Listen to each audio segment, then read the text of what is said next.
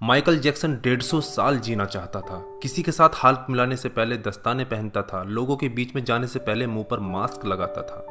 उसकी देखरेख करने के लिए उसने अपने घर पर लगभग 12 डॉक्टर नियुक्त किए हुए थे, जो उसके सर के बाल से लेकर पांव के नाखून तक की जांच दिन प्रतिदिन किया करते थे। उसका खाना लेबोरेटरी में चेक होने के बाद उसे खिलाया जाता था। उसको व्यायाम कराने के लिए 15 लोगों को रखा हुआ था। माइकल जैक्सन अश्वेत था। उसने 1987 में प्लास्टिक सर्जरी करवाकर अपनी त्वचा को गोरा बनवा लिया था।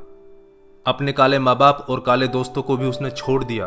गोरा होने के बाद उसने गोरे माँ बाप को किराए पर लिया और अपने दोस्त भी गोरे बनाए। शादी भी गोरी औरतों के साथ की। नवंबर 15 को माइकल ने अपनी नर्स डेबी रो से विवाह किया, जिसने प्रिंस माइकल जैक्सन जूनियर और पेरिस माइकल कैथरीन को जन्म दिया। वो 150 साल तक जीने के लक्ष्य को लेकर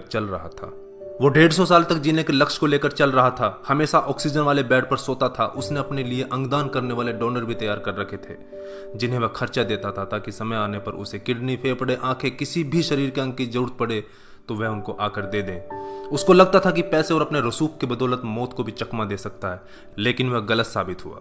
25 जून 2009 को उसके दिल की धड़कन रुकने लगी। उसके घर पर 12 डॉक्टर्स की मौजूदगी में हालत काबू में नहीं आई। सारे शहर के डॉक्टर उसके घर पर जमा हो गए, वह भी उसे नहीं बचा पाए। उसने 25 साल तक बिना डॉक्टर से पूछे कुछ नहीं खाया था। अंत समय में उसकी हालत बहुत खराब हो गई थी।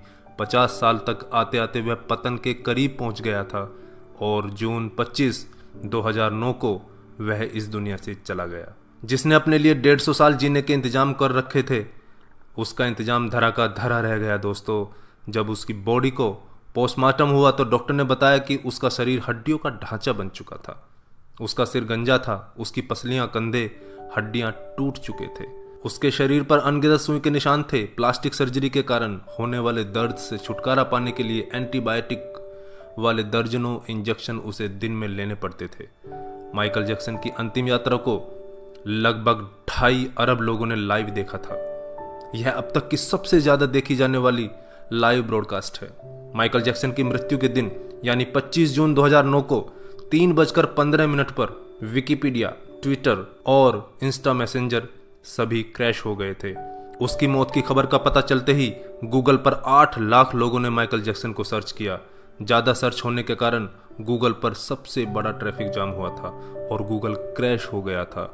2.5 घंटे तक गूगल काम नहीं कर पाया था। मौत को चकमा देने की सोच रखने वाले हमेशा मौत से चकमा खा जाते हैं दोस्तों। कुल मिलाकर सार यही है कि बनावटी दुनिया के बनावटी लोग कुदरती मौत की बजाय बनावटी मौत ही मरते हैं।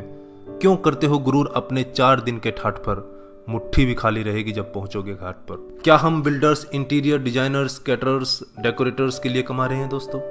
हम बड़े बड़े कीमती मकानों और बेहद खर्चीली शादियों से किसे इंप्रेस करना चाहते हैं? क्या आपको याद है कि 2 दिन पहले किसी की शादी में आपने क्या खाया था? जीवन के प्रारंभिक वर्षों में क्यों हम पशुओं की तरह काम करते रहते हैं और काम में जुटे रहते हैं? कितनी पीढ़ियों के खान पान और लालन पालन की व्यवस्था हम करना चाहते हैं? हम में से अधिकांश लोगों के 2 बच्चे हैं, बहुत का तो सिर्फ एक ही बच्चा है। हमारी जरूरत कितनी है और हम कितना पाना चाहते हैं, इसके बारे में जरा सोचिए।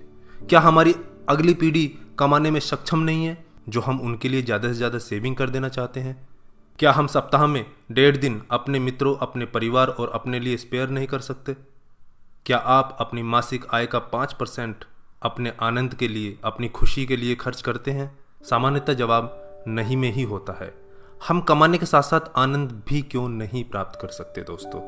इससे पहले कि आप स्लिप डिस्क का शिकार हो जाएं, इससे पहले कि कोलेस्ट्रॉल आपके हार्ट को ब्लॉक कर दे, आनंद प्राप्ति के लिए समय निकालिए मेरे दोस्तों।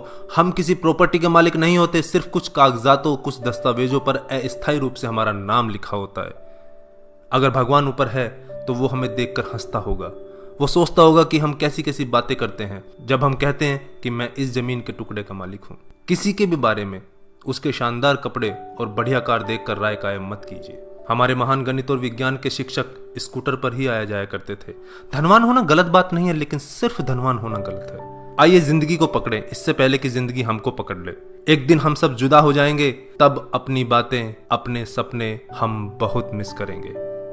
दिन, महीने, साल गुजर जाएंगे, शायद कभी कोई संपर्क नहीं रहेगा। एक रोज हमारी बहुत पुरानी तस्वीर देखकर हमारे बच्चे हमसे पूछेंगे कि तस्वीर में ये दूसरे लोग कौन हैं। तब हम मुस्कुराकर अपने अदरस आंसुओं के साथ बड़े फक्र से कहेंगे, ये वो लोग हैं जिनके साथ मैंने अपने जीवन के बेहतरीन दिन गुजारे थे। मेरे दोस्तों, जीना सीखिए। धन्यवाद। जय हिंद।